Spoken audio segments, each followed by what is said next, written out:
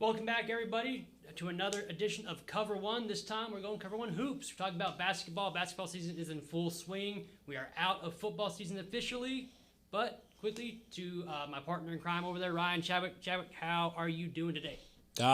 Excited for tonight. I'm about to hit the road. Gonna go watch the Central Bobcats play some. Yeah. I mean, say what you want. It's going to be a good one. The Central Boys open up district tonight against Odessa Permian. The Lady Cats are also playing beforehand. They're 2-0 in district. Got two big wins. They're in first place. So it's going to be two good games I'm going to cover. I know, James, you're going to go cover some games too. And there's some great matchups around the Concho Valley. So, hey, district basketball's here. Everyone's playing for playoff spots at this point. And so here's Cover One Hoops. Yeah, I'm going out to the Hive in Erie County. They're in Mertzen, where they're going to be taking on Garden City. Last game they played out there was Blackwell. They played Blackwell. That was a district game. A girl actually split her head open on the floor and was, bleeding pretty good. It was no blood, no foul type of thing. But anyway, before we get really into it, here's a quick word from Jim Bass Ford. 2024 means savings galore at Jim Bass Nissan. Why not drive off our lot in a new 2024 Nissan Frontier, priced right at just $33,999. While you're here, be sure to ask about 2.9% APR financing. This truck offers a mid-size truck with full-size truck capabilities. Hurry, these are limited offers, and you can only get these deals at Jim Bass Nissan at the corner of Houston Hart at Arden Road, or shop 24/7 at bassbunch.com. All right, everybody. Everybody wants to know, obviously, what games we're covering tonight. Chadwick and I are going. We're actually traveling out. I'm going to Erie County to cover the Erie County Garden City games. We got the girls playing and the boys playing. Chadwick, who are you covering? Try to do this every year. Went to Midland last year to do it, but this year I'm going to be traveling to Odessa tonight to cover the Central Bobcat opening district game against Mojo. Hey, James, even if I wasn't going to be covering Central all the time, no matter what, like I do, this is a big game. It's going to be covering. It's a rivalry game. I mean, hey. Say what you want, man. The Bobcats open up district play tonight in Odessa, so I'm traveling out there to watch the Bobcats play Mojo. That's right. The Erie County Hornets, Lady Hornets, are opening up against Garden City Bearcats, Lady Bearcats. Let's talk about these Erie County teams real quick. First off, their coaches are great. Obviously, Morrow for the boys is always energetic. I think I've gone out there to cover it just because he's the coach. I know he's a fiery guy, and he's always got his team playing well. And the girls are, of course, playing absolutely tremendous. They returned a lot of their team from last year where they were state tournament finalists. And this should be a very, very good game tonight between Erie County and both for boys and girls against Garden City. Another thing about the Erie County Hornets, on their boys' side, they have two out-of-country transfer, and they have, I can't even pronounce their name, but their first names are Kron and Bernard, I believe. Their last names are hard for me to pronounce.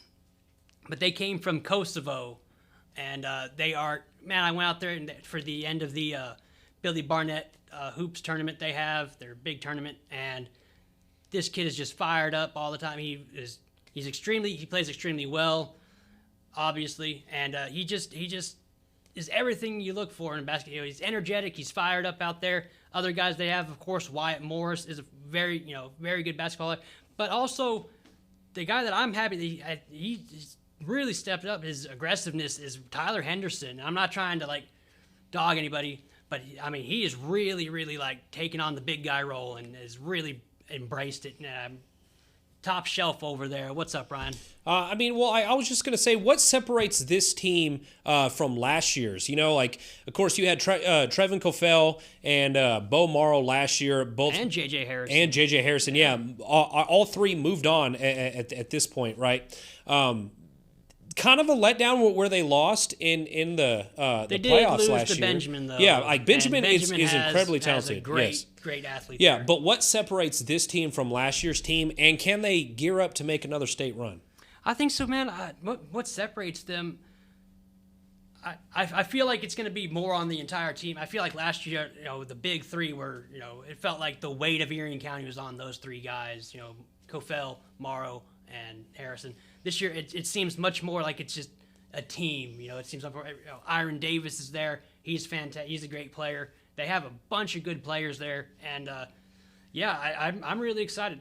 Henderson, though, he's 6'5", and he's a great player. He's really taken on, and he looks more comfortable. They all look more comfortable out there. And I wonder if maybe that's just taking a little weight off their shoulders, not having, those big three there. But other than that, the girls, of course, are fantastic. Melanie Rainey, Barkley Calloway, Aislinn Fowler. They're a great team. I expect them to play to that point and get right back to that state tournament. That game is tonight at 6, I believe. The girls start, I believe, at 6:15, and the boys start at 7:45, I think. And it's going to be in Erie County at the Hive. They're going to be defending the Hive from the Bearcats. Yeah, so it's going to be a great matchup. I don't know if they overall. call it the Hive out there, but that's what I'm calling it. Kind of got burned on just calling somebody something in the past, but hey, I thought it was a cool nickname. Hey, James, you're all about narratives, man. Like, you create the characters. Exactly. You know? You got to think of basketball as like a story, and you got to have compelling characters in your story. You got to be like WWE a little bit. You got to build up heroes and build up villains, and have heroes turn into villains and villains turn into heroes, and I'm not calling any school, or I'm not calling anybody a bad person. Right? It's just a story narrative to help, give the teams a little bit of a swagger and have a little bit of an identity, and that was what I had, that was what I thought when I was giving people these nicknames. So other than that, that's Erie County and Garden City. We'll be right back. First, we're going to go to a quick word from Jay Chandler. If you have been injured, call Jay Chandler Law. You want an honest partner who will tell it to you straight. A proven advocate right here in town. Together, let's hold them accountable. All right, that was our Erie County coverage. My man, partner in crime over there, Ryan Chadwick, covering Central. Tell me about it.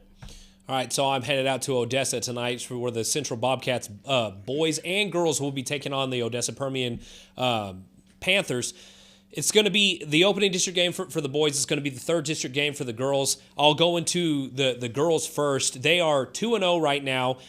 Snagged an huge upset win last weekend over the state-ranked Friendship Lady Tigers, and followed that up on Tuesday with a win over Middle Legacy. So, and you'll hear from him himself in a bit, but I went and talked to Coach Jeter about just the season so far and how big those wins were and what they expect from it. But this girls team is poised to win this district this season. I think it's going to come down between Middle Legacy, Friendship, and Central. And Central's 2-0 against those two right now. So if Central can move to 3-0 in this matchup, it's going to be huge for the ladies. All right, man. What's it going to take to get these Bobcats and Lady Bobcats to get to that next level there? Well, of course, in heartbreaking fashion last year, both teams lost on buzzer beaters. You know? Wasn't it like a half court shot buzzer? Okay, so in the girls' game, it was crazy. Bobcats are up by 2, missed a couple free throws. I think they were playing Pebble Hills, El Paso Pebble Hills last year. El Paso basically takes the ball to the other end and puts a layup up to tie the game as the buzzer sounding, time's gone. In the overtime period, the ladies get back up by 2. Again, miss a couple more free throws, and El Paso basically chunks a 3 up from 5 feet behind the arc and banks it in to beat them. So it doesn't get any more heartbreaking than that. And then on the boys' side, they were in Alpine playing at Sol Ross, and they're playing El Paso Eastwood, another team that they can't really seem to beat. They beat them in football as well last year. On a buzzer beater, a 2 point to go up by 1 as time expired, beat the Bobcats. So I think this year it's just the added experience. Both teams were pretty young last year, and I know that Central girls graduated 3 members that are actually really good, and Alyssa Barron and Jules Perez, and I'm forgetting the other ones at this point. But they return Nevaeh Horn, they return Anna Where's a whiskey? Sorry, I will get that name on it. I am sorry. Yeah, and of course you got ladies like McKenna McMillan always adding points as well, and so I think that the Central girls are poised to kind of take over this district if they can basically win out. I know Friendship is state ranked. They got the size. They got the shooting advantage, but Central owns them at home. It's 2 years in a row now that they've beaten them, so we'll just kind of see how the rest of the season goes. But these ladies are just going to have to play sound defense, and they're going to have to make some free throws. Like, if they can make their free throws this year, they always get to the line. Nevaeh Hearn is one of the coach called her a walking bucket. You know, she's really good on the inside. So I think that she's going to be one of the defining factors tonight. And then on the boys' side, Colin Albright, Christian English, and Hayden Schmidt are going to be the foundation of the Bobcats' offense. Defensively, Coach Rock is kind of adopted Coach Villegas' defensive strategy from last year, and they play tough defense. And so, yeah, it's going to be a good matchup tonight, and I honestly think the Bobcats can walk away with wins in both games. All right. Well, how do you say that last name again? Where's a wiki? Where's a wiki? Where's a wiki? Where's a whiskey? Where's a wiki? Where's a wiki? Yeah, it's all right. I'll work on it. I no, promise. Dude, words are hard. I get it. I will work on it. Words are hard. It's all right. Hey, at least I attempted. You didn't even try. I said it perfectly the first time. I'm talking about the Erie County players. Oh. Yeah. Bro, they're from another country, bro. Whatever. I call them the James. ghost of Anyway, Kosovo. moving on. Yeah, moving on. Before we get much further, we're going to do a quick word from Carpet Tech. So we were on vacation, family vacation, having a good time, and we get the call. I mean, it was a river. It was a river in our house. That's the big thing, is we kept wondering, how bad is it? It was devastating. I was like numb. It's like, how are we going to handle all this? What are we going to do? And they called Carpet Tech, and they were here within 20 minutes. One of my questions was, yes, it needs to happen, but how does it need to happen for the insurance? That was all handled, and so that was another load off of my shoulders and made me feel like we were in good hands. All right, everybody. We have some other matchups going on in the Concho Valley. We got a couple other guys who might be helping us out eventually. But first, Miles Bulldogs. I was actually at their game where they played Erie County. They actually beat Erie County. Haven Book went off and had 15 points or something like that. Just really took off. They're going to be playing in Winters. This is their district opener. Ryan, who else is playing tonight? Another good one's going to be Grape Creek at Ballinger. Both these teams are improved from last season. Still struggling a little bit against the other powerhouses in the district when it comes to Wall and TLCA, but like I said, much improved, especially on the Grape Creek side. They got a couple guys there that can really ball. For the ladies, I know the Ballinger girls always play well against Wall. They're going to be able to challenge some of the other teams in this district, and we'll just kind of see if the Great Creek ladies can put up a fight. But yeah, that one's going to be a good one. Yeah, we also got, speaking of the other teams in the district, TLCA is playing Cahoma in Cahoma. Wall is playing in Markle. Markle's their girls were pretty good last year, right? Yeah, weren't they? And now I don't think they're doing as hot this year, but Wall, of course, has state ranked. Yeah, they're Wall. Yeah. They're Wall. It's Wall. And of course, the TLCA boys are the TLCA boys. You know, and they're very, very, very talented too. With Coach that Cheryl, should be a really good matchup though against Cahoma. Cahoma plays really good defense, and the Eagles are going to have to basically come correct. When TLCA has an off shooting night, that's when they really struggle to get those wins. And in district now, you can't have nights like that. So let's hope Coach Cheryl's got those boys ready to play. They get their defense out. Their defense play as well. That ought to be something. Moving down to the 2A level, El Dorado playing Sonora. Another battle of 2 7 zone, just right down the rivals, 15 miles apart type of thing. Cristobal is playing in Sterling City. The other night they played Sonora. What a good game that was. Yeah, what a game, man. The girls, of course, Cristobal girls returned their entire team from last year where they went 3-4 rounds deep. Mm-hmm. Now they're just Hallie Hughes went off and had like 20-something points. Madison George had like 13 points. The boys, that was a great matchup. Actually, it was 50-49 into the last couple seconds of the game. Like 3 seconds, Sonora had the ball.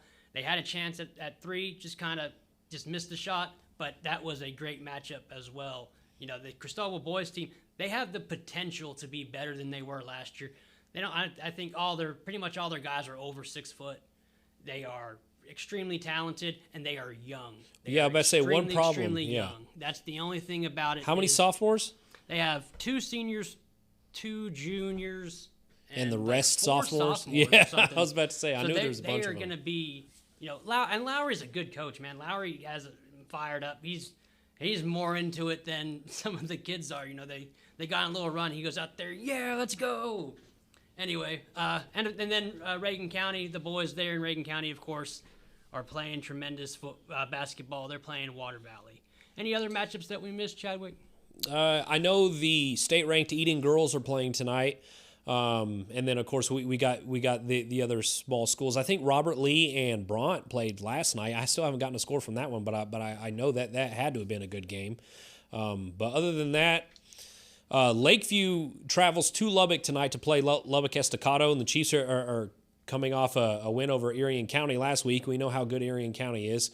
That was a non-district game, but yeah, Lakeview opens up their district tonight on the road against state-ranked Lubbock Estacado. So all I got to say, Chiefs, good luck. That one's going to be a tough one, but hey, play hard. You never know how that ball will roll at the end of the day.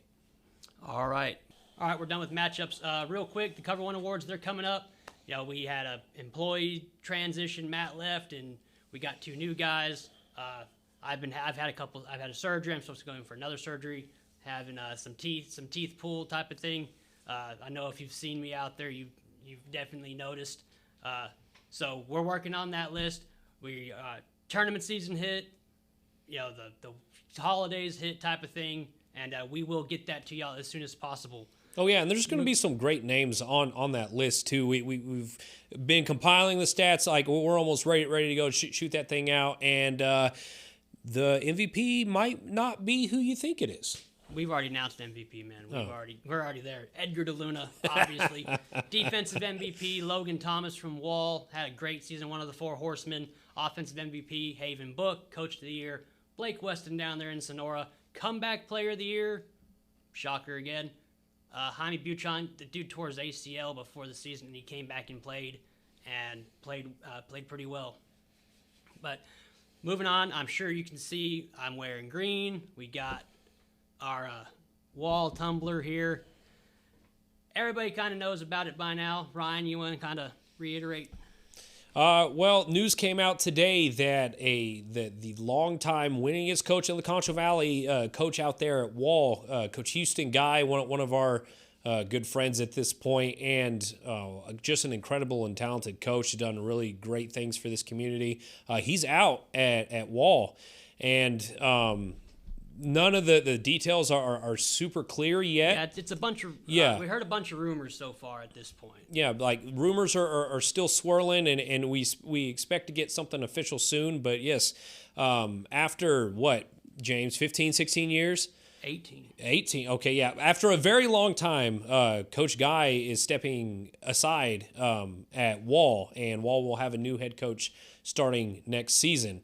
And this comes on the heels of Coach Jeremy Williams, the athletic director out there at Wall, also stepping down. So, like I said, when we have more details on that, of course, we'll let y'all know. But just want to give a shout out to both Coach Williams and Coach Guy. They're both incredible human beings, and just they've done a lot for San Angelo and Wall as a whole. And I think Coach Guy is a heck of a coach. Right. Jeremy Williams. He was there for 30 years, and Coach Guy started out there. Then he went to Winters, then Cristobal, then back to Wall. So all in total, they've probably put a combined 55 years in together out there at Wall. Nothing but respect for both of those men. Coach Williams was always trying to get us involved when there were signings going on for the kids. Hey, man, these guys. And he even called me again and like, hey, I'm just making sure y'all are going to be here. He really, truly cared. Coach Guy was the same. A lot of respect for both those guys that earned that respect, and it's going to be hard to replace that. Just the knowledge that was there, man. Oh yeah. But us here at San Angelo Live, Cover 1, we loved you guys, man. Y'all were great, and we have nothing but appreciation for everything y'all helped us do. Yeah, and of course, at the end of the day, the whole reason we do Cover 1, the whole reason we do these shows, we go out to these games, we spend all those hours writing the articles, taking the pictures, and putting all that together is because we're really doing it for the exposure of the kids. So at the end of the day, we're doing this for all the athletes, high school kids in the Concho Valley. So it's unfortunate that there is going to be a transition, but hopefully Wall just kind of hits the ground running next season. They're still going to be have a loaded roster, but that definitely will be a massive vacuum that Wall has to find a way to fill. And I just I can't personally I can't believe that it's coming at this time at this point. But I mean, you know how the business goes, James. That's it the just way is it what goes it is. sometimes, man. And it's I don't know if I can just have a business relationship with some of these guys. I feel like you walk out and like at the game on Tuesday, the head coach and we just talked for like half of a game, just talking, just being back and forth. I feel like that relationship that we build is something that might be kind of unique. I don't see a lot of other people going out and hey, how you, even every game I've gone to, I've sat there and talked to head coaches and Coach Guy was no different. It was the same thing out there. Yeah. And I was out there every single week, and it pretty much came out to just watching practice and chatting with a friend rather than doing a formal interview, And it I know was we technically had a professional interview at the end of it, but yeah, we always just went out there and talked ball. So, but other than that, wish both of those men nothing but good things in the future, and we'll move on. Other than that, moving into we have an interview today with Coach Jeter from Central, and then we have an interview with two guys who were part of the West Texas Big Bobcat contest. Todd Schwartz and Jeremy Harrison came in and talked with Matt Couture about their big Bobcat hunt going on this weekend. So gonna get Jeter out of the way, and then we're gonna do the other interview out of the way real quick. What's up, Ryan? Just wanted to introduce the interview to Coach Jeter real quick. I went out to Central yesterday, met in the gym there, and just kind of talked about the big win over Friendship and then the big win over Middle Legacy and what Coach Jeter expects from his team this season. So it was a great interview overall, and it was really nice to be able to sit down with him right before they go on the road here tonight to play Odessa Permian. So without further ado, here's Coach Jeter.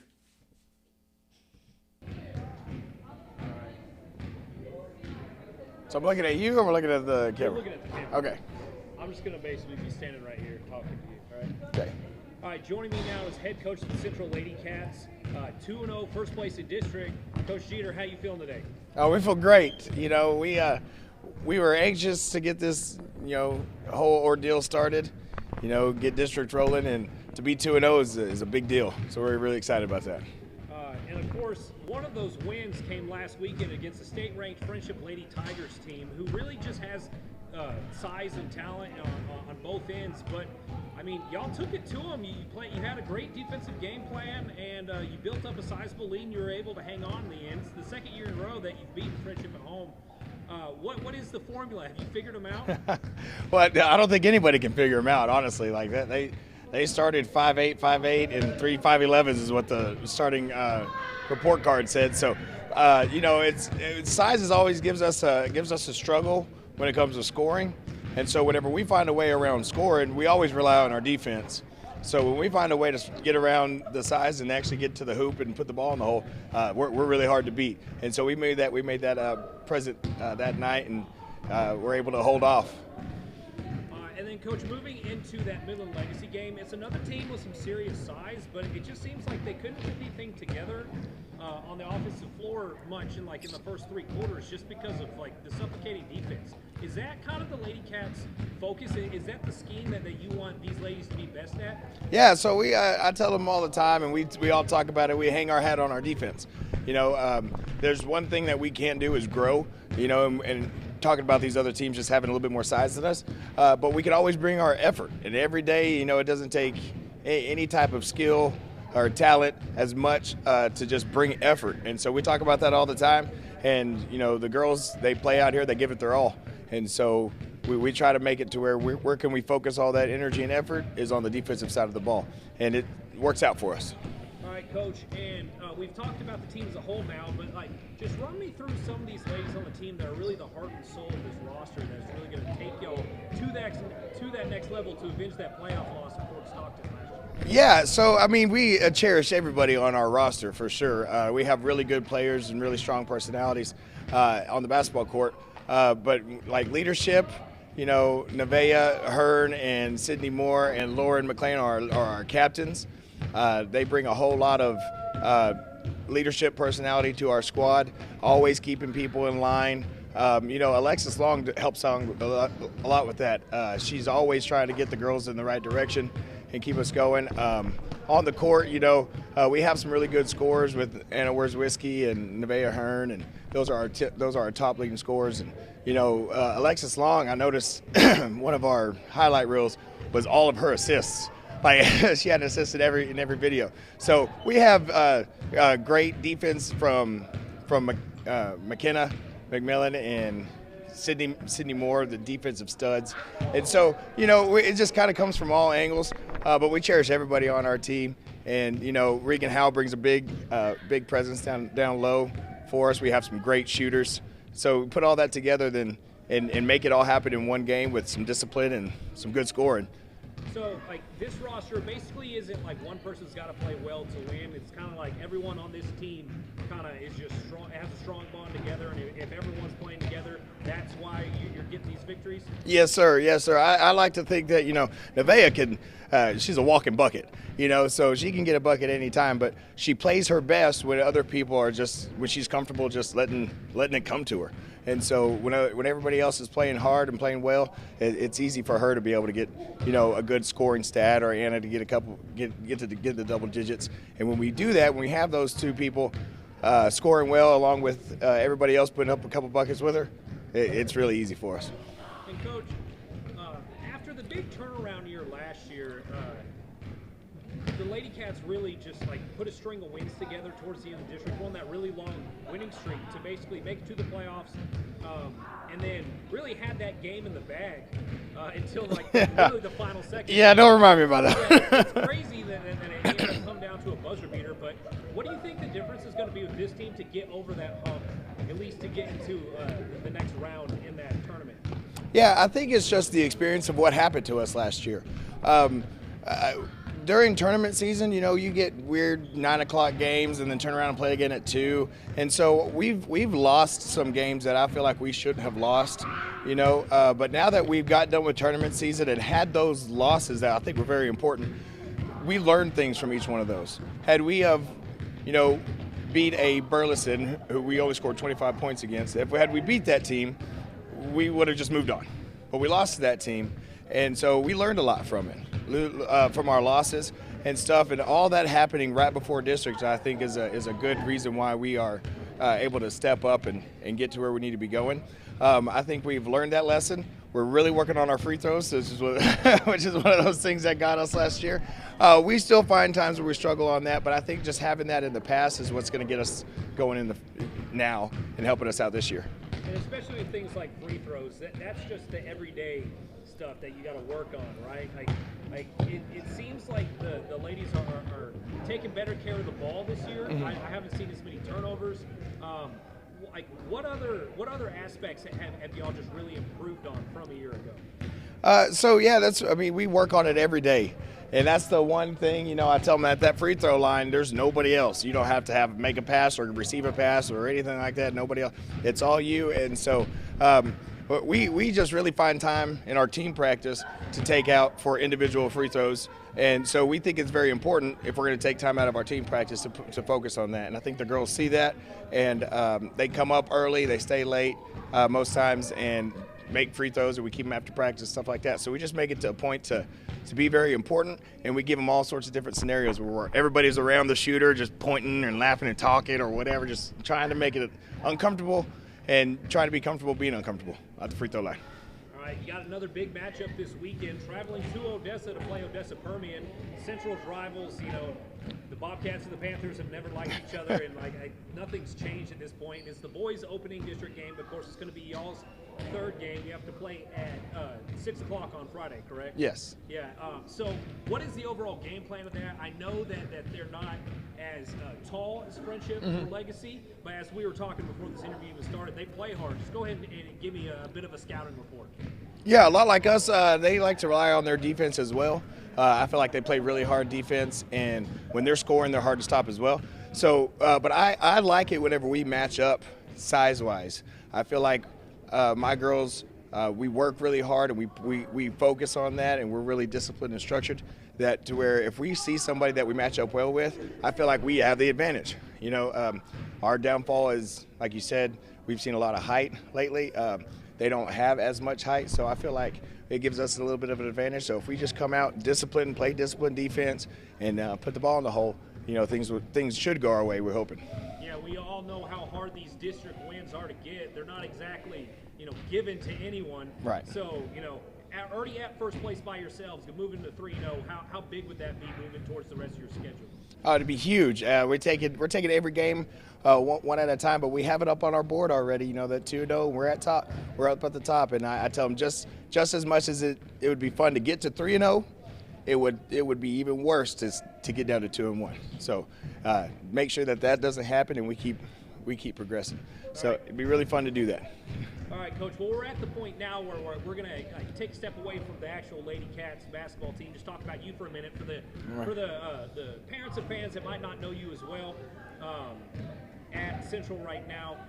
Coach, what's it like coaching girls opposed to boys? Because I know that you have coached boys before too. What's your favorite thing about coaching girls basketball? Well, you know, coaching, I've been asked this question quite a few times, and I feel like, you know, the coaching is a little bit more strategic and precise on the girls' side. You know, some boys, you can just roll a ball out there and say, hey, go put it in, and they can do that. You know, they play at a much higher level. I'm talking about verticality-wise. They play above the rim. You know, they can get to the rim, and that makes buckets a little bit easier sometimes. Girls don't play above the rim, so you've got to be a little bit more strategic in the way that you score, and you've got to work together a little bit better to get those easy looks. So I feel like it's a little bit tougher to coach girls. Love to hear it, Coach. Now, this is the part where I pretty much just give you the floor. Give me something that will get the fans excited about Friday's game, and tell us when and where it's at. Okay, so we play Odessa Permian, of course, at their place. It's going to be our first road game for district, and so we need a lot of help to travel with us. We usually travel pretty good, a bunch of parents and fans and friends that come and join us, but the more the merrier, and you know, it's going to be huge to keep that lead because if it's not 3-0, it's 2-1, and somebody else is going to be 2-1, and so we don't want that matchup, you know, to come through district. But we're super excited about where the things are going. Our girls are playing really hard. They have a good mindset of what it is that we need to do. Their focus is on the inline, but we're taking every game one step at a time. We got to go take care of business Friday, and we'd love all the support that we can get. All right, thank you, Coach. And again, this has been head coach of the Central Lady Cats, Arsenio Jeter. Thank you. All right, thank you. You're in the 23 Ford F-150 XLT. This truck offers so much, like blind spot sensors, accent step bars, and the XLT Appearance Package wheels give it a polished look. And the price is hard to beat at $12,000 in total savings. Only at Jim Bass Ford, Houston Hart at Arden Road, or 24/7 at JimBassFord.com. Yep, $12,000 in total savings. Hey guys, welcome to the studio. It's Matt Cotrier with San Angelo Live, and today we have some very special guests once again. So this weekend is the West Texas Big Bobcat competition. It's really cool, man. It's been here a long time, 16 years in fact.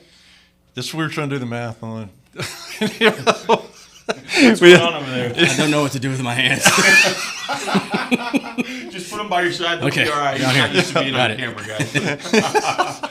So let me introduce these guys to you. So we got Jeremy Harrison right here, and over here, the gentleman that doesn't know what to do with his hands. That is Todd, Mr. Schwartz, Todd Schwartz, and then we don't have. Tell me his name again. Quentin Hollick. Quentin Hollick. Yes, sir. Quentin Hollick is the third team member of this group that put together this hunt. So tell us a little bit about this. Tell us about the Bobcat hunt and how it got started and all that.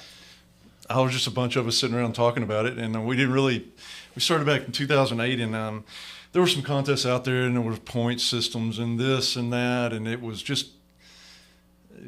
always seemed like it was stacked against us, and I don't know, it really wasn't. We just didn't play by the actual rules of the contest. We followed the rules, but with the point system, it was just always complicated, you know. Who ran it? What do you mean? Who ran it initially?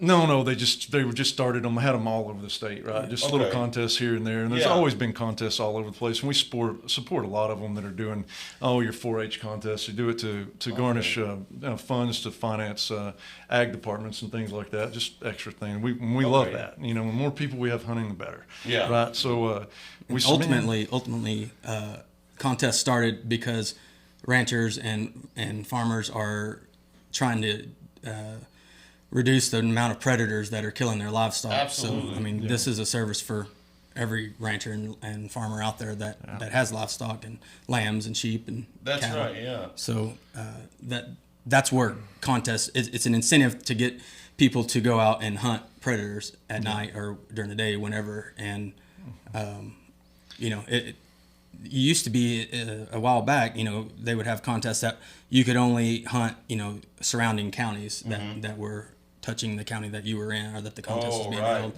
so that they didn't get people coming in from somewhere way off and winning all the money or whatever. That's right. Yeah. So and a lot of counties, I don't know if they still do, had bounties and stuff on coyote. The state spends a fortune trying to control predators, and like Todd was saying, I mean, this is the best way that it's basically the best way to describe the contest is it's a self-funded predator control army. Nice. And they people that love it. I mean, and so when you give somebody an incentive, they all pay in, and it's $250 to enter, and it's usually a team of, it can be 2 to 4 people, right? Okay. And so they can hunt anywhere in the state of Texas.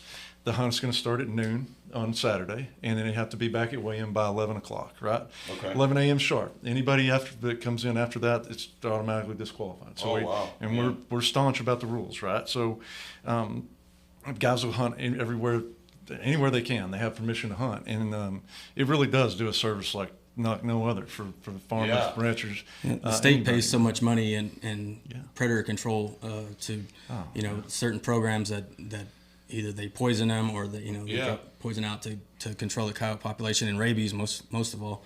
If there's a rabies outbreak, then they'll start. But people that enter, they're paying their own money to fund the contest for the prize money. So it's not like we're coming up with the money out of our own pockets. That's true. All the entry fees get paid out to the contestants. And and what's interesting about that, kind of on top of that, is some people don't realize, I think maybe that these animals that these ranchers have and farmers and their property, and whenever there's something that's trying to eat your property or take your property away, that becomes a problem. Absolutely. And so it really is a problem. I mean, certain animals, varmint animals, if you're not familiar with varmint hunting or what those animals include, coyotes, raccoons, foxes, anything that creates a problem for ranchers that is stalking or trying to eat their property, their animals. That's what we're talking about, right? That's what we're discussing. Yeah, and the general term for that is predator depredation, and you have to figure it into your losses. I mean, it can destroy you, Yeah.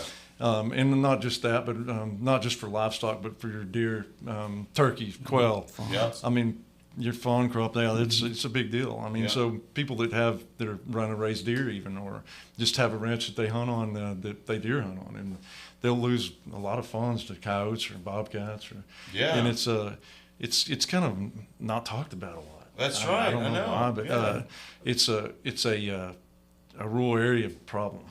It is. So I mean, it's just the way it is. It works out good though for everybody. So there's really not a loser in this. I mean, that's what's cool about it. Yeah, we pay it all back, and so we have a ton of sponsors.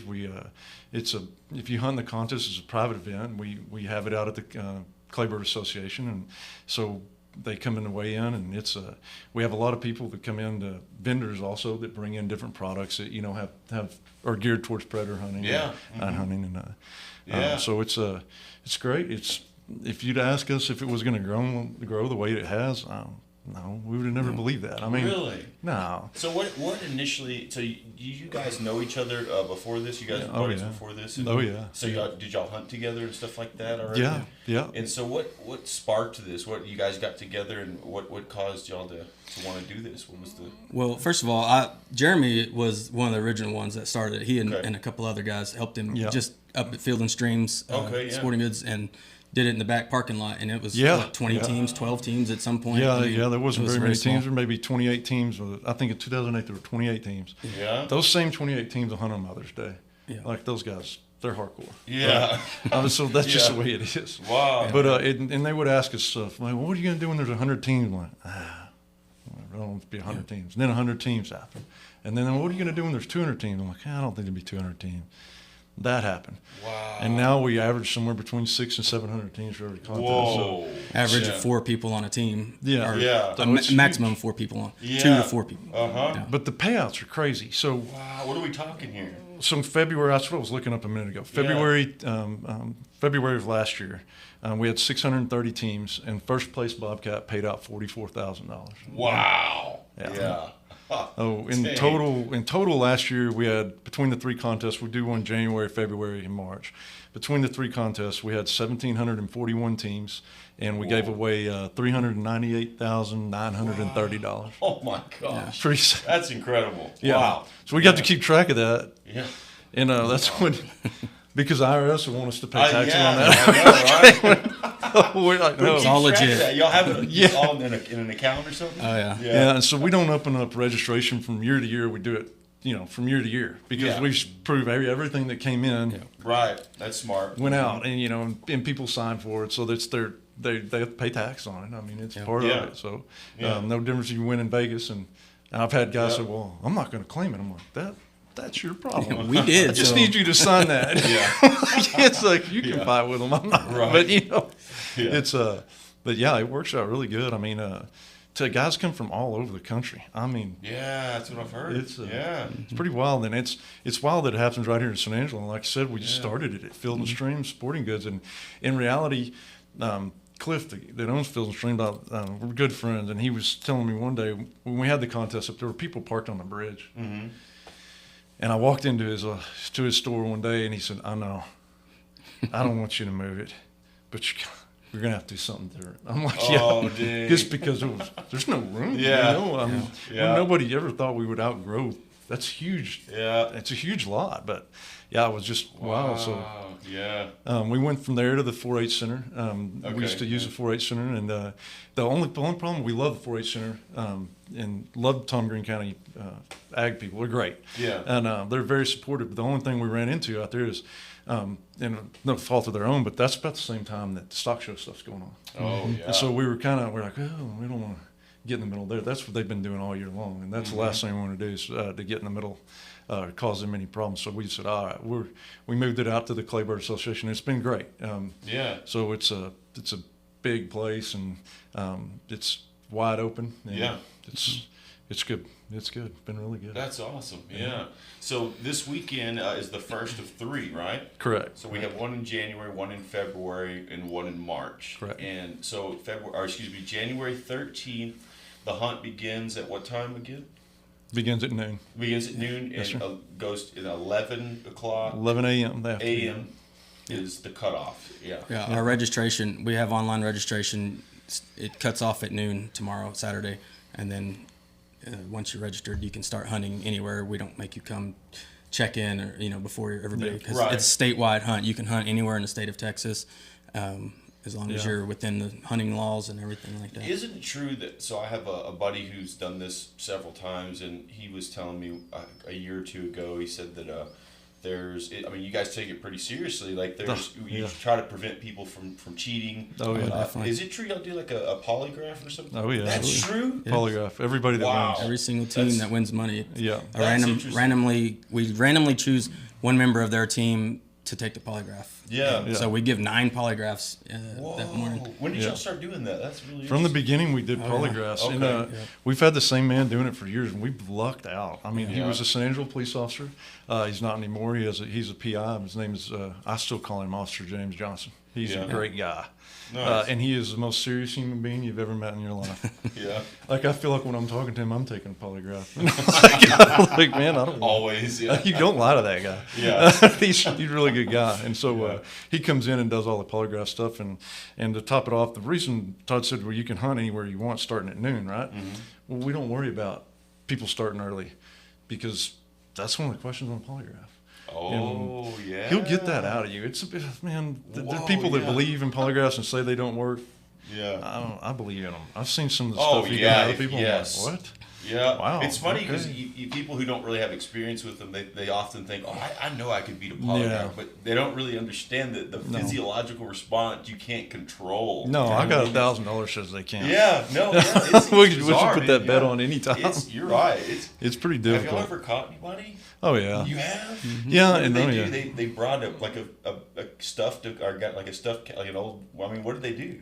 There was a whole ring of them that were trying, and what we banned. We have a list of people that are not allowed to hunt, and then you know for one reason or another, and we don't ever make that list public. If you're on the list, you know you're on it. Wow, And so these guys, instead they were killing animals and giving them to other people to bring in, and that whole ring. The Texas Parks and Wildlife people here, they're unbelievable. They're excellent. Nice. And they caught them. And wow. I mean, that was it. We caught them at the contest, but they got to the bottom of it. Yeah. And, because we knew that the guy wasn't the ringleader. Oh, really? This guy wasn't the brains of the operation. Oh, okay. For sure. For sure. Like he lacked the brains and the ambition and a lot of other things that so he was just doing the dirty work. But and things in the polygraph that have happened in the past that make me believe in them is I had a guy come out of there one day and he's teared up, he's upset, and he's like, man, I didn't cheat. I said, oh, okay, I understand. But the polygraph guy is standing back there and he's just kind of like, hey, so people don't understand, like, you can hit on a question and it is not necessarily a fail. Okay. It's just you hit on it. Something's not right. Yeah. So I said, what's going on? He said, well, we shot a fox and it ran through the fence. He said, I jumped the fence to get the fox, but I left my gun in the truck. I'm like, okay. So the question that he hit on was, did he hunt on property he didn't have permission to hunt on? Oh, well, he was feeling guilty about that. So this is why I believe in it, because I'm like, well, man, I'm not going to deem this guy a cheater for the rest of his life. Well, that's not why that rule's there. Exactly. The rule's there so somebody doesn't just drive down the interstate and stop and start calling. Yeah. You know, so or just blatantly poach. So exactly. This wasn't that's the kind of stuff to get out of. We've had a guy hit on the question one time, did he hunt in a baited area? And he hit on the question, didn't fail it. But and I still joke with him because he got mad and was going to leave. And I said, if you drive away from here, you'll be a cheater for the rest of your life. And there's nothing I can do about it. Yeah. No matter what I say, people will say you cheated. Oh, what did you do? We said, I didn't cheat. So let's get out and let's talk about this. Yeah. All right. He said, well, I shot that cat and he was eating a dead deer. Okay. Well, go back in there. He's going to ask you questions pertaining to that, because he said, I didn't place the deer there. The deer just that would be a baited area? Yeah. Okay, yeah. So he didn't have, he's like, I just went and picked the cat up after we shot it, and there's a dead deer there. And he felt guilty enough about it that he hit on the question. I was like, okay. So he goes back in there, and the polygraph guy was like, yeah, he's good to go. Oh, wow. But this when they can get little things out of people like that, I think big things. It's fascinating, It really is. In addition to the polygraph, we also we temp test the cats. Jeremy does that, and then we have a skinner, a fur buyer that comes down and skins all the top 5 cats. So and then I guess we haven't really talked about how you win or what the qualifications are to win. So I don't know if you want to talk about that. Let's do it. Yeah. So tell us about that. So we have a big Bobcat contest, which goes off of weight. So you have to shoot.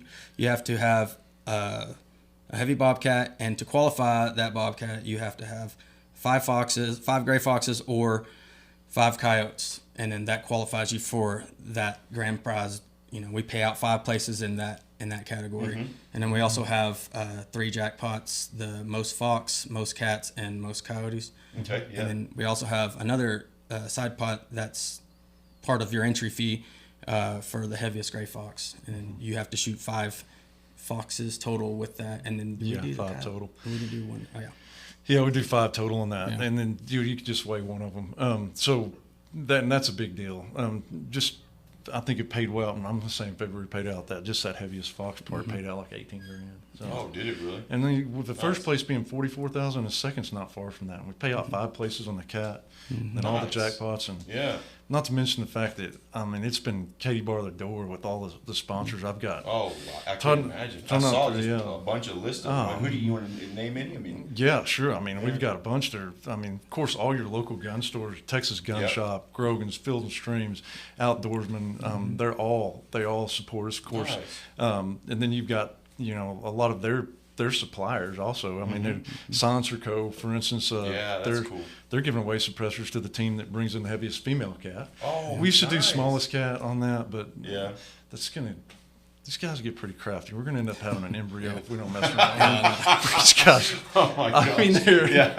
They're pretty. It's like in their hand. And it doesn't look good. I'm like, okay, guys. The heaviest female cat would be good. Generally, a female cat, not always. There's been some monsters brought in, but generally speaking, they're usually not in the top 5, but we've had it happen. Yeah. So we thought, that'd be good. I've got Horizon Firearms, which is a Texas-based company. They're giving away a rifle to the 22nd place team. Cool. There's all kinds of stuff going on. Diligent Defense. Diligent Defense, 20th place team. The entire team gets suppressors. Cool. You still have to do the background check and all that stuff. Obviously, but do they still have to wait like a year or something? Yeah, you still have to go through the tax. They've got to pay their tax stamp. Can't get around that. So. All good stuff. We've got every thermal manufacturer you can think of out there. Pulsar, Trijicon, iRay, USA. What's the popular camo gear company called? Sitka? Yeah. No, but we have Sitka is not doing it, but they're Numa Outdoors. They were bought out by a bigger company, so they're hard to get to now. Numa, it's spelled PNUMA, and they're sponsor of the contest. It's a Texas-based company. Nice. They also do some stuff now. It's called, what's that called? Core? Heated core. Heated core. Okay. It's heated clothing that obviously battery pack, but man. And then it's good stuff. But it's Castadores is their store down in Stonewall, and they have another one in Pearson. It's the same. I think they're owned by the same people that run Los Castadores. Los Castadores. Okay. But it's a big deal. They're great. Nice. We like this tech space. And I love that. Yeah. And there's all these guys come out. We have a lot of reps that come out. People, and they honestly love to be there. This is it's the best niche advertising you can do. Oh, absolutely. Everybody there would benefit from your product. So it's if they're not there, they should be. That's right. Yeah, they're wishing they were. Well, let's see. Let me ask you this. I like to kind of dive in a little deeper into y'all's kind of how you got into this. Tell me a story. Tell the audience a story about the first time you went hunting, or maybe a time you went hunting with a family member or something that was memorable to you. Start with you, Todd. What do you got? You remember? Tell us about an experience that kind of made you kind of fall in love with it. Oh yeah, with predator hunting in general. I hardly deer hunt anymore because I like predator hunting so much. It's a lot more exciting. Do it at night, and all you can see is a set of eyes coming in. Just glowing eyes coming in, and you don't know what it is yet. And, just the anticipation of, am I gonna? And you're more interactive with the animal. You're using your digital collar or mouth calls to coax it to come into the vehicle and see just how close you can get it to the vehicle. And we hunt out of high racks, of course, and see over the trees and see over bushes. So I went with these guys for the first time really. And hunted the contest with them a long time ago, I guess. How old were you? How long was that before this started? About 16 years. It's probably the second or third one, I guess. And then I had known Jeremy, and I went to school with Quentin, so I met Jeremy through Quentin, I guess. And anyway, so just and I've spent a lot more money on equipment since then, because Jeremy can tell you I had an old 22-250 that my dad's old 22-250, and I don't even think that thing was on. We had to shoot it out there to make sure it was because you don't. You didn't know. I didn't know any better back then. But now I know a lot more. So. Well, at that time, when you could ask Todd, like, what kind of ammo were you shooting? He goes, 22-250. I was like, well, then he had like 8 or 9 different boxes, and now He's like a precision reload. Oh, really? Yes, yes. I kind of get into stuff. When I you don't got know involved. that. Oh It's one of my yeah, no, hobbies. now I'm like trying to get Todd to reload ammo for us. One of my hobbies is collecting hobbies. So That's hilarious. Yeah. What about yourself? What do you got, Jeremy? Can you tell us about an experience? Man, just the memories we made with kids. I mean, one in particular. I mean, Todd and I went out one night, and his son Davis, who's now what 21. 21, yeah. Yeah. We went. He's like, hey, Davis wants to kill a cat, and we've been hunting a lot, but he just never got the opportunity to shoot a cat because we just. Yeah. I've never. Yeah. It was just tough. So we went out one night. Todd and I did, and I was there when Todd called up his son's that cat, and I'll never forget that. Oh man, Why? that kid. That kid. How old was he at the time when this was going on? Shoot, 14, 12. Oh, 13, dude, 12, are you 13. serious? He was young. And y'all called up a cat? Yeah, and he shot this cat, and I'm telling you this: when you get a kid addicted to the outdoors, when you get a kid addicted to hunting, those kids they cannot afford drugs. Yeah, that's exactly right. They have to have a job just to buy what they want. You know, I mean, that is so true. Yeah. It is. Yeah. I mean. And those kids have been addicted to hunting since they were little. I mean, his son's now doing outfitting stuff for duck hunting and cranes. Yeah, he's guiding deer hunts. Yeah, he's guiding deer hunts. So it's one of those deals where it's the truth of the matter is one of the reasons we love the predator hunting. We actually encourage people to hunt with their kids. Yeah. Because if we don't, it's over with. I mean, that's just the way it is. Yeah. I mean, so the more you get youth people, youth involved, the better off we are. We support a youth hunt that happens over in Miles, and it's a great deal too. It's youth-driven, period. And we're very supportive of them, and whatever we can do to help them, we try to do it. That is really good stuff. It's, right. Yeah. Got to get the kids involved, and when you get kids involved in the outdoors, that's no kidding. They can't afford drugs. They don't want drugs. They want to go outside. They're trying to buy a kayak. That's or exactly whatever right. it is, you know. Yeah. And I mean, our kids, mine wear me out. They come home from college and they have a job and they've spent all their money on equipment, and then they're, hey, Dad, can you Venmo me? We had a bunch of money. You bought this or bought that. You know? Oh yeah. They've got nicer equipment than we have. Dang, yeah.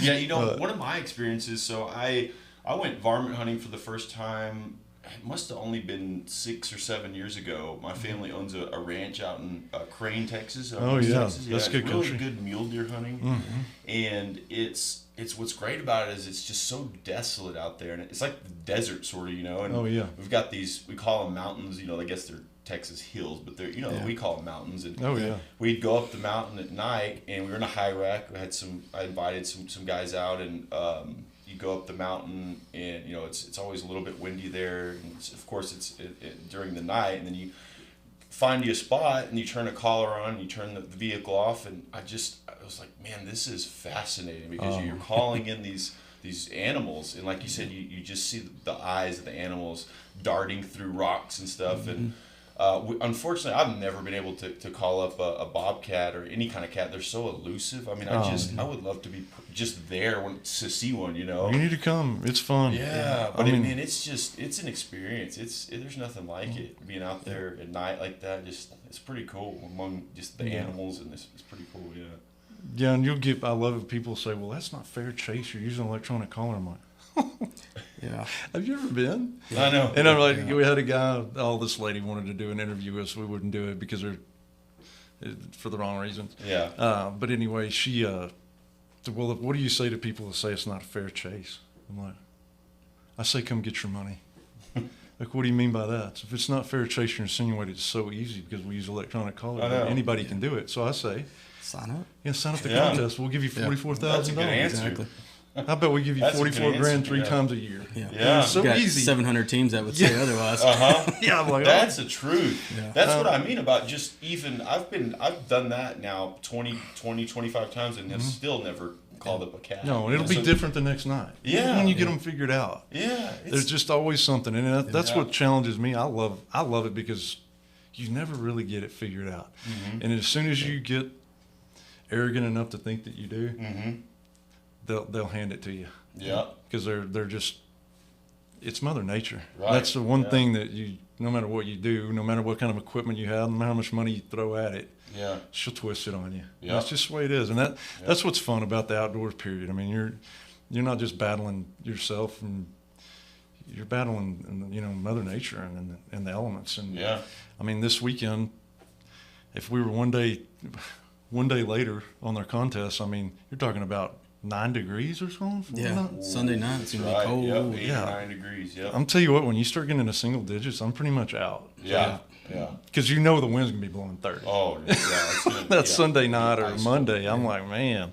Yeah. It's been bad, and people talk about all the time Arctic blast and this, and there's weather coming, and I'm like, hey, I can tell you when it's coming. Like, well, how do you know? I can tell you the dates of the contest, and that's when it's going to hit. Yeah, it's inevitable. February 2021 was the day of our contest. That big blizzard in 21. Oh, yeah. We were driving home from Claybird in the blizzard. Yeah. And so if you look at that, we've always followed no moon. Yeah. Well, let's do no moon. Oh, look at that. Yeah. I don't know if it has anything to do with it. That's crazy. Here I am, I'm conspiracy theorist. It always seemed like the new moon. Yeah. Here it comes. I don't know. Yeah. But anyhow, it's been a fun ride. Yeah. And there's 3 of us doing this thing, and we need about 13 people. Right. You're gonna have to eventually grow the team. Yeah. I'm telling you. And so we've been training our kids, and you know, we're already Venmoing them, so they're already on the payroll. So they might as well be make them work. Yeah. And they hunt with their own teams now. Oh, they do? Yeah. Oh, yeah. They did. Yeah. Which it's real easy for mine. I'm like, hey, I'll tell you what, I'll pay your team's entry. Yeah. You got to come help us at weigh-in. Yeah. Okay, we'll be there. Yeah. All right, and they're there. Yeah. Hey, that's cool. Sometimes they're a little more awake than they are other times. Yeah. Get them out of the truck from sleeping. Yeah, I might go wake them up. We need smell. Man, that's gonna be cool. And I really appreciate you guys coming in. This is a really great thing, and I think we're lucky to have it. You know, especially it was created around this area in San Angelo, and these guys live out in Wall. We're very lucky to have this for many reasons. One being, like they discussed about cutting down on the predators that can harm the property of farmers and ranchers, but also just for people who like to hunt and for their kids, you know, getting them involved in something that's positive.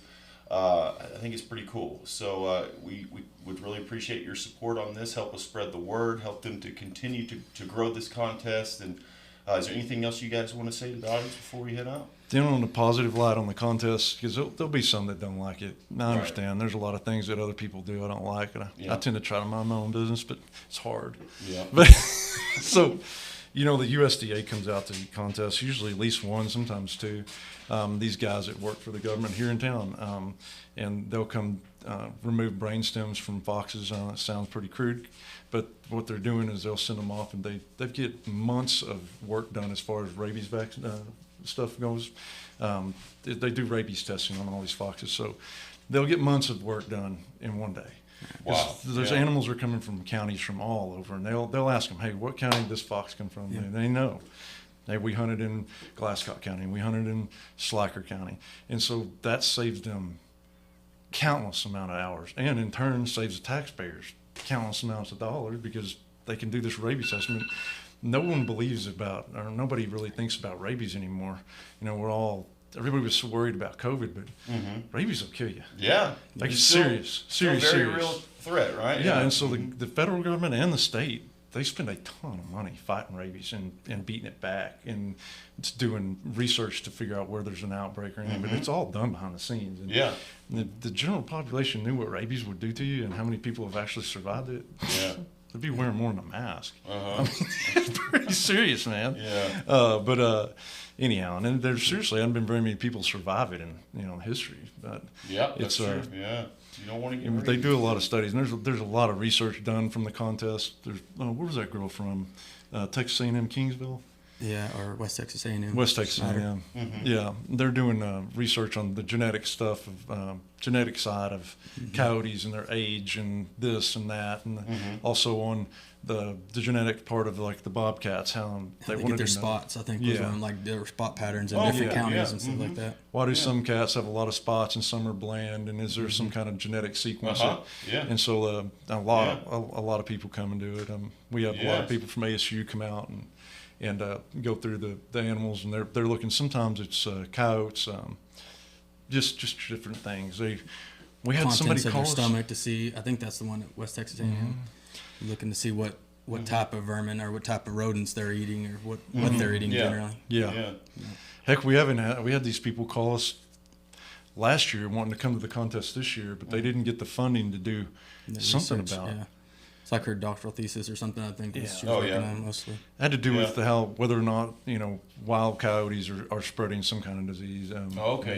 But there's a lot that goes on behind the scenes and a lot of stuff that I don't even pretend to understand. Right. Yeah. But it's great. Yeah, it really is. And so, tell us one more time where this is and when it is. Okay, you have to sign up by Saturday, January 13th by noon. That we cut the sign off of noon. You can also, not just online, but you can also sign up at Field and Streams, the Outdoorsman, Texas Gun Shop, or Grogan's. They have sign up forms right there ready to go when you pick up your ammo and whatever else you may need there. So we also have another contest on February 10th. That's a Saturday. You'd have to be signed up by noon on that day. And then we have one on March 9th. Same thing, same rules. You can find us at WTBBC.org. You can sign up there online, and Todd runs all that, and thank God for him. So anything we can do, if we can't answer any questions, we're just regular people. We answer the phone, we answer emails, we'll help you do whatever we can do. Cool. All right. Well, thanks again, guys. We really appreciate your time. Thank you guys for watching, and we'll go ahead and go back to you guys. Thanks a lot. Thank you. Thank you. Well. All right. Interesting interview from those guys. They seem really open and honest about what they're doing, and it sounds like it's an incredible just thing for the Concho Valley and all the entire state, honestly. Other than that, hey, we're gonna be out of games tonight. Ryan is gonna get out to Permian. Ryan, you got anything you want to say? Go Bobcats. Let's beat Mojo. Shocker. I mean, All right. Other than that, unashamedly, I don't even care. I'm a Bobcat homer. I don't care. All right. Other than that, guys, thank you for tuning in to COVER1 Hoops. We're gonna get to it. We'll see you later.